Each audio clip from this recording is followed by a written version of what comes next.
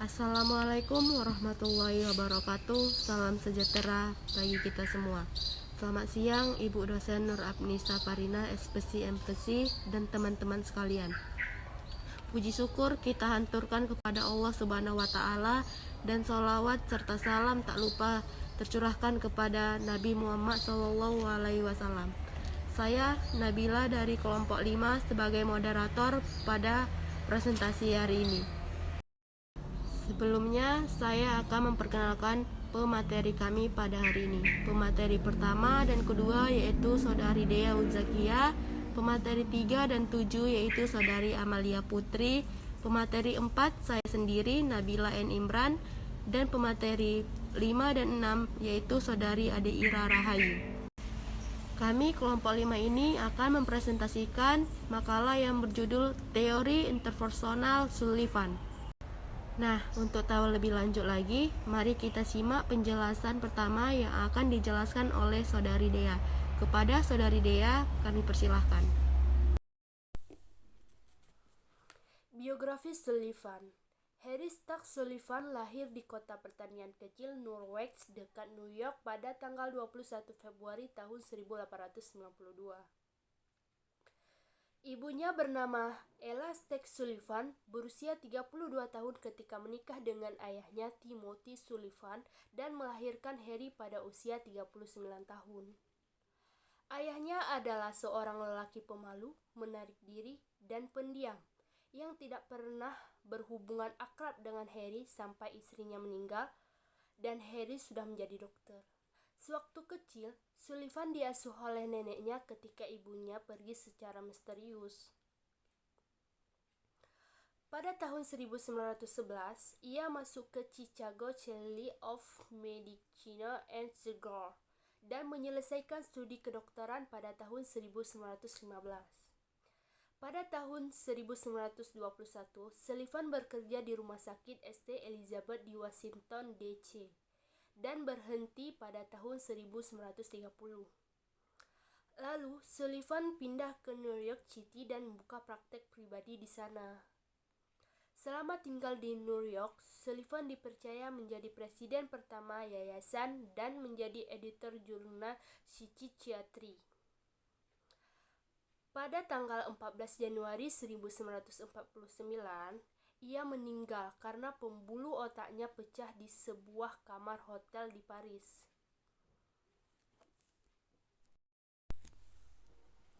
Definisi dan teori kepribadian Sullivan. Harry Stack Sullivan adalah orang pertama kelahiran Amerika Serikat yang mengembangkan teori kepribadian. Menurutnya, kepribadian adalah pola yang relatif menetap dari situasi-situasi antar pribadi yang berulang, yang menjadi ciri khas kehidupan manusia. Kepribadian itu konstruk hipotetif yang hanya dapat diamati dalam konteks tingkah laku interpersonal. Sepanjang hayat, setiap orang bergerak dalam lingkungan sosial. Sejak bayi sudah terlibat dalam interaksi dengan orang lain. Bahkan ketika orang sendirian pun orang lain muncul dalam pikiran, perasaan, dan fantasinya. Sullivan mengemukakan suatu pandangan yaitu lebih bersifat psikologis sosial tentang perkembangan kepribadian, yaitu suatu pandangan di mana pengaruh-pengaruh yang unik dari hubungan manusia diberi peran yang semestinya, yang menempatkan faktor sosial menentukan perkembangan psikologis. Sullivan tidak menolak faktor-faktor fisiologis sebagai hal yang menentukan perkembangan kepribadian, sebab ia berpendapat bahwa kadang-kadang pengaruh-pengaruh sosial yang berlawanan dengan kebutuhan psikologis seseorang bisa menyebabkan pengaruh yang merugikan kepribadiannya. Struktur kepribadian menurut Sullivan terbagi atas 4 bagian. Yang pertama, dinamisme.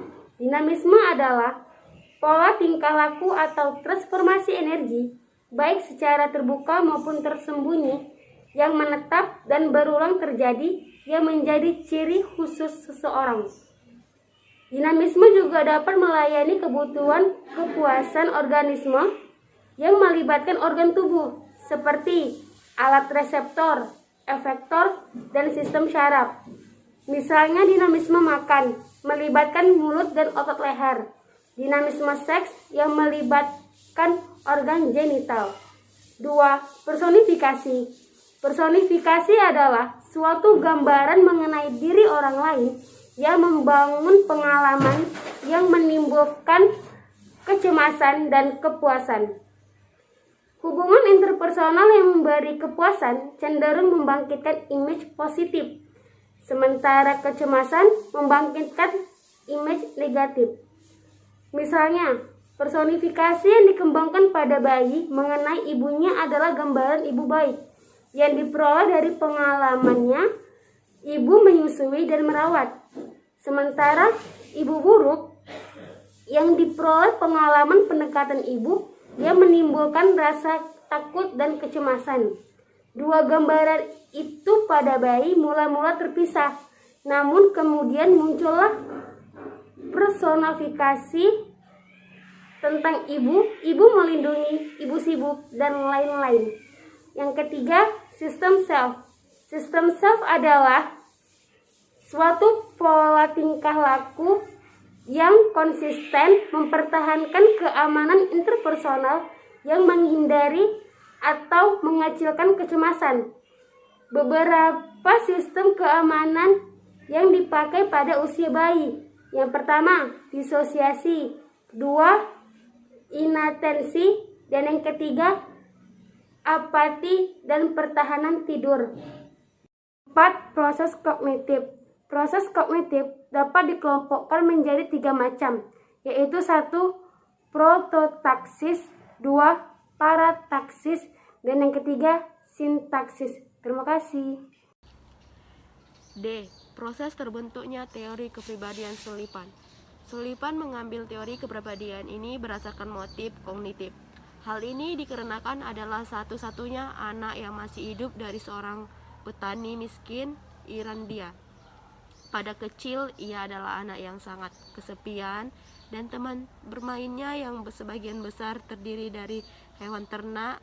Ibunya yang sedang sakit-sakitan tidak bahagia dengan situasi keluarga miskin dan dilaporkan telah menunjukkan kasih sayang anak kecilnya.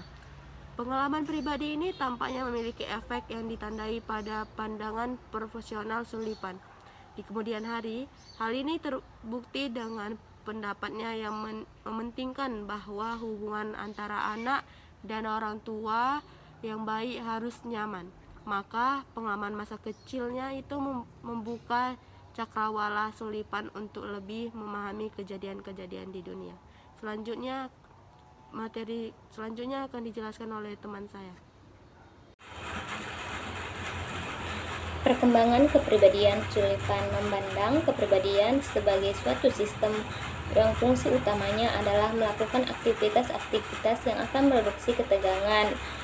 Sullivan memandang kepribadian sebagai perkembangan yang meliputi 6 bagian atau 6 tahap yang sangat jelas perbedaannya. Contohnya dari tahap bayi, tahap kanak-kanak, tahap masa remaja, pradewasa, dewasa awal, dan dewasa akhir. Nah, yang pertama itu ialah tahap bayi. Tahap bayi ini mulai dari kelahiran hingga belajar bicara. Dari umur 0 hingga 18 bulan, keinginan utama si bayi adalah memperoleh makanan, dan pada usia 9 bulan kehidupan si bayi mulai belajar melakukan hal-hal yang memberi kenikmatan baginya. Contohnya yaitu menghisap ibu jarinya. Yang kedua yaitu tahap masa kanak-kanak. Pada periode ini, si anak belajar berbicara dan mulai membentuk hubungan dengan teman sebayanya dari umur 18 bulan sampai 4 tahun. Anak mulai belajar menghindari tindakan-tindakan yang menurut mereka dapat membawa kecemasan atau mendapat hukuman. Mereka belajar menjadi rasionalis dan mulai memberi alasan-alasan yang masuk akal untuk hal-hal yang telah mereka lakukan. yaitu contohnya ketika mereka melakukan atau berbuat suatu kesalahan, maka mereka akan berusaha mencari alasan-alasan yang tepat dan masuk akal agar orang lain percaya. Dan yang ketiga itu ada tahap masa remaja awal. Di tahap ini anak mulai membutuhkan hubungan dengan teman sebayanya yang lebih dekat pada umur 4 sampai 8 tahun atau 10 tahun. Anak juga belajar bekerja sama dan bersaing dengan yang lain. Pada masa ini, anak-anak mulai membandingkan segala sesuatu yang diterima di rumahnya dengan yang ada ditemuinya di luar. Norma moral yang tadinya absolut di rumah kini menjadi relatif. Contohnya, ketika mereka mendapat sebuah kasih sayang dan kelembutan dari ibunya di rumah dan perilaku gurunya, cara mengajar dan mendidiknya di sekolah yang sangat berbeda atau berbeda.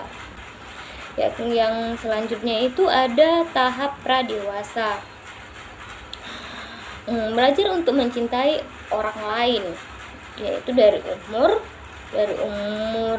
8 atau 10 hingga 12 tahun. Ini merupakan periode yang sangat singkat, berlangsung hingga awal pubertas, ditandai dengan masaknya organ-organ reproduksi, sehingga secara fisik biologis remaja siap untuk bereproduksi. Yang kelima itu selanjutnya ada dewasa awal. Dewasa awal ini integrasi kebutuhan dan intimidasi dari kepuasan seksual, yaitu dari umur 12 tahun hingga 16 tahun, memandang dunia seperti apa yang dia inginkan, bukan sebagaimana adanya. Masa ini juga dikenal dengan periode pemantapan identitas diri. Selanjutnya ada dewasa akhir. Dewasa akhir ini mulai serius belajar demi karir di masa yang akan datang. Mulai memilih-milih pasangan yang lebih serius dan cita-cita menjadi lebih realistis, yaitu dari umur 16 tahun sampai 20 tahun. Contohnya seperti kita ini yang sedang fokus dan serius-seriusnya belajar untuk mencapai masa depan dan menggapai cita-cita kita. Begitu juga dengan saat kita memilih pasangan, kita tidak lagi bertele-tele ingin berpacaran dengan yang A, berpacaran dengan yang B, tetapi kita serius ke cukup satu orang saja untuk pasangan yang lebih serius. Dan yang terakhir itu ada maturity, atau menggambarkan kematangan seseorang. Seseorang dapat saja dewasa secara biologis dan memiliki karakteristik perilaku dewasa, tetapi diperlakukan sebagai anak kecil jika berada di bawah umur dewasa secara hukum. Sebaliknya, seseorang dapat secara legal dianggap dewasa, tetapi tidak memiliki kematangan dan tanggung jawab yang mencerminkan karakter dewasa. Contohnya seperti anak yang bisa dibilang belum bisa dewasa secara umur, akan tetapi sudah memiliki pola pikir yang matang dan tingkah laku yang matang dan selalu bersifat dewasa, dan bisa menjalankan tanggung jawabnya walaupun umurnya masih dibilang belum bisa dikatakan dewasa. Dan sebaliknya ada pula seorang yang memiliki umur dewasa tetapi mempunyai sifat yang belum matang atau belum dewasa, yang tetap bersifat seperti kanak-kanak dan belum bisa menjalankan apa yang seharusnya menjadi tanggung jawabnya, tidak bisa menyelesaikan masalah-masalah kecil yang seharusnya orang dewasa itu sudah bisa melakukannya. Selanjutnya Psikopatologi dan perubahan perilaku menurut Sullivan. Needs, kebutuhan atau keinginan. Kebutuhan timbul akibat ketidakseimbangan biologis dalam diri individu sehingga terjadi ketegangan. Kebutuhan bersifat episodik, artinya jika keinginan yang timbul telah terpuaskan, maka ketegangan akan menurun atau menghilang. Tetapi beberapa waktu kemudian kebutuhan itu akan muncul kembali dan ketegangan pun akan muncul kembali. Contohnya, ketika kita ingin membeli buku, tetapi buku itu telah diambil orang. Nah, buku itu akan ada lagi setelah beberapa hari kemudian. Tetapi saat kita belum memenuhi kebutuhan itu, saat kita belum membelinya, kita tidak akan merasa puas. Nah, seperti itu. Nah, selanjutnya ada anxiety atau kecemasan. Kecemasan timbul karena kekhawatiran terhadap sesuatu yang dialami oleh individu. Orang yang sering mengalami kecemasan kadang tidak pernah belajar dari pengalaman yang sudah berlalu sehingga kecemasan itu dapat terjadi kembali. Orang yang mengalami kecemasan dapat dilihat dari wajah, irama, kata, serta tingkah lakunya. Contohnya, kita dapat melihat orang lagi cemas dari wajahnya. Saat ia sedang takut atau cemas, wajahnya akan pucat, panik, atau seperti orang ketakutan. Seperti itu. Kelebihan dan kekurangan dalam teori Sullivan. A. Kekurangan. Yang pertama, memakai interrelasi atau hubungan interpersonal sebagai fokus analisis kepribadian.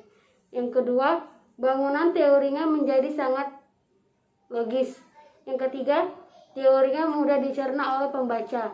Yang keempat, mudah dipraktikkan tanpa harus ada risiko kesalahan yang tak terduga.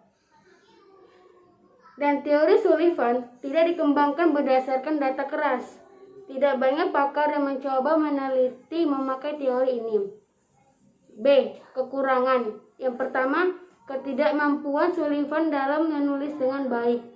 Yang kedua, kurang memiliki keteraturan yang mungkin bisa ia capai bila ia mengerjakan gagasannya lebih pada bentuk tulisan. Terima kasih. Demikianlah hasil presentasi kami pada hari ini. Kurang lebihnya kami mohon maaf dan terima kasih partisipasi teman-teman yang telah menonton video kami. Kurang lebihnya kami mohon maaf. Wassalamualaikum warahmatullahi wabarakatuh.